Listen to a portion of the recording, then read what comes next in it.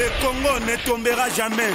Vous voyez le problème des retraites en France qui, quand vous allumez la télé, moi j'ai un énorme plaisir ces derniers jours à regarder la télévision le matin en France parce que je me demande d'ailleurs où est l'ONU, où est la Cour pénale internationale quand on voit les manifestations qui ont lieu, la façon dont elles sont réprimées, la France politique.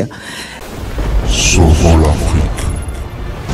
Vous voyez le problème des retraites en France qui, quand vous allumez la télé, moi j'ai un énorme plaisir ces derniers jours à regarder la télévision le matin en France parce que je me demande d'ailleurs où est l'ONU, où est la Cour pénale internationale quand on voit les manifestations qui ont lieu, la façon dont elles sont réprimées. La France politique n'a jamais réfléchi à comment substituer le système de domination qu'est la néocolonisation ou la France-Afrique par un système de coopération.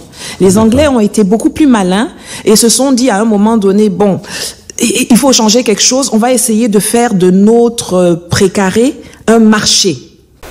Sauvons l'Afrique.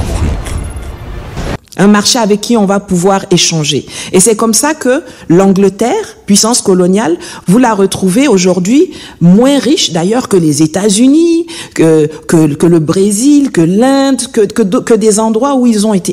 Donc ce qui se passe en France actuellement va au contraire accroître leur besoin de verrouiller le précaré france-africain. D'accord. Et à ce titre, je rappelle juste ce qu'a dit Christine Lagarde, donc concernant, dans une déclaration à Jeune Afrique, concernant justement le fonctionnement du franc CFA. Je rappelle que les pays membres de la zone CFA sont obligés de déposer des réserves à la Banque de France pour qu'ils reçoivent en contrepartie le papier qui s'appelle franc CFA et dont 1 euro vaut 657 francs CFA. Donc voilà ce que dit Christine Lagarde. En 2010, ça n'a pas changé, à Jeune Afrique.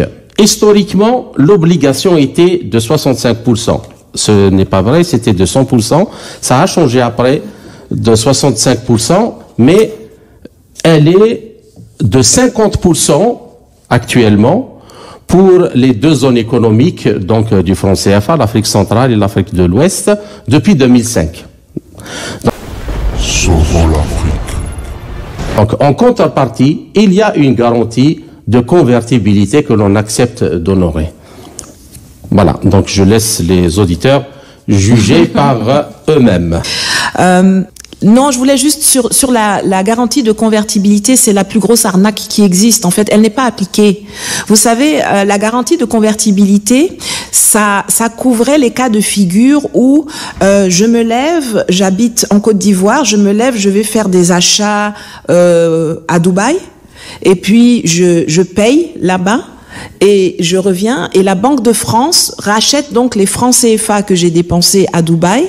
Elle les rachète pour les réinjecter dans le système parce qu'à Dubaï, bon, ils en ont rien à faire du franc CFA, ils n'ont pas utilité.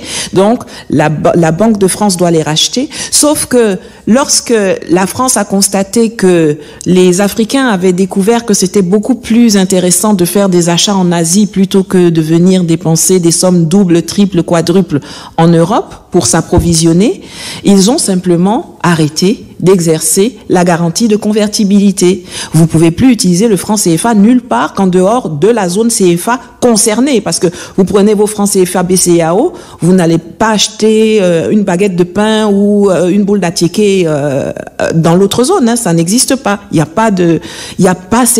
C'est une arnaque comme le système l'est de façon globale.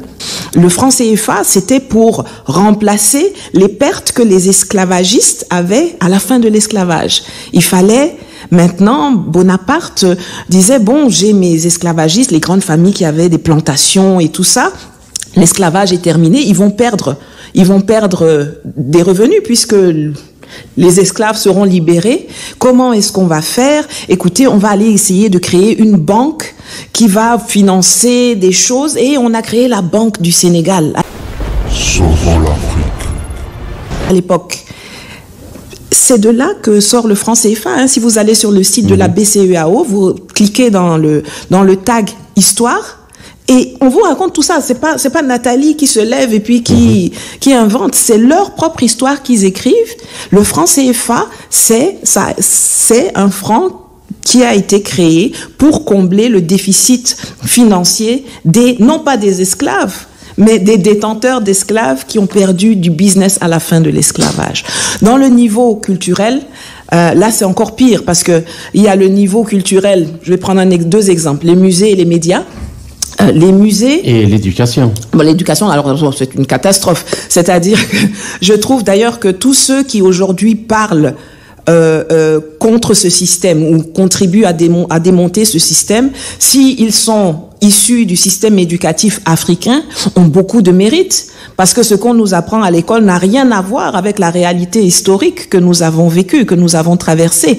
Quand vous entendez quelqu'un parler de la libération de la Guinée, par exemple, quand vous lisez les livres, ce qu'on nous dit dessus, de temps en temps dans certains de nos livres, sur le nom de Sékou Touré, etc., et comment ça s'est passé, et que vous écoutez ce que... Il y a encore des gens qui vivent, qui ont vécu cette époque ou qui étaient enfants et qui peuvent en parler, mais c'est deux histoires totalement différentes. Quand vous prenez les luttes d'indépendance au Cameroun, mais elles sont passées sous silence. La guerre de libération du Cameroun, qui a eu plus de 300 000 morts, il n'y a pas une famille au Cameroun, je dis bien il n'y a pas une famille qui n'a pas au moins perdu un membre dans cette guerre d'indépendance. Sauvons l'Afrique.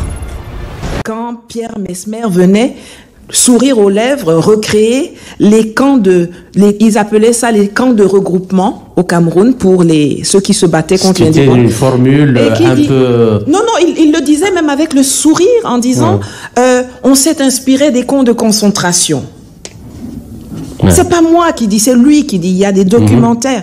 Donc, quand eux, ils parlent de l'histoire, et qu'ils travestissent des pans entiers de l'histoire, ou bien qu'ils les passent sous silence. Vous savez, le problème qu'on a aussi en Afrique, c'est que nous avons une tradition orale. En Afrique, en général, c'est pas ce qui est écrit. On se transmet les choses par l'oralité. C'est d'ailleurs pour ça que ce que nous faisons aujourd'hui, parler à la radio ou faire des vidéos, ça circule beaucoup mieux parce que les gens sont habitués à l'oralité. Nous racontons notre histoire. Mais tant que ce n'est pas écrit, ça compte pas dans le monde tel qu'il existe. Donc on nous enseigne une histoire qui n'est pas la nôtre, qui glorifie ceux qui nous ont battus, ceux qui nous ont volés, ceux qui continuent de nous voler. On nous met en place des médias et on dit si ça ne passe pas dans ces médias, c'est que ça n'est pas crédible. On dit ça au monde extérieur. Si vous voulez entendre parler de l'Afrique, il faut allumer tel média, ou regarder telle télé, ou lire tel journal. Et malheureusement, beaucoup de nos décideurs endoctrinés adhèrent à ce narratif et donc pensent que quand ils doivent parler de leur pays, il faut qu'ils aillent dans le média du colon. Or, des organes comme RFI, France 24, sont des organes qui font partie de l'organigramme du Quai d'Orsay. C'est le ministère français des Affaires étrangères. Ils portent la parole et la politique de la France à l'extérieur. Comment vous pouvez penser que ceux-là vont vous dire la vérité, alors qu'ils cherchent à vous dominer, à vous garder sous leur coupe? Difficile. La perte d'influence de la France en Afrique peut être attribuée à plusieurs facteurs. D'abord, l'émergence de nouvelles puissances mondiales comme la Chine, la Russie et les États-Unis a redistribué les équilibres géopolitiques, diminuant ainsi l'hégémonie traditionnelle de la France. De plus, les attentes changeantes des pays africains.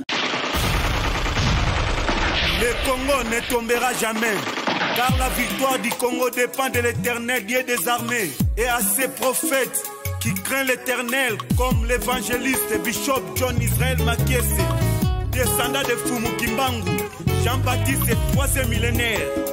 Voici le temps de l'éveil prophétique. Lèvons-nous donc comme un seul homme, peuple congolais. Défendons notre patrie, car le Congo ne tombera jamais. Vouloir c'est pouvoir, c'est maintenant ou jamais, c'est maintenant ou jamais, maintenant ou jamais.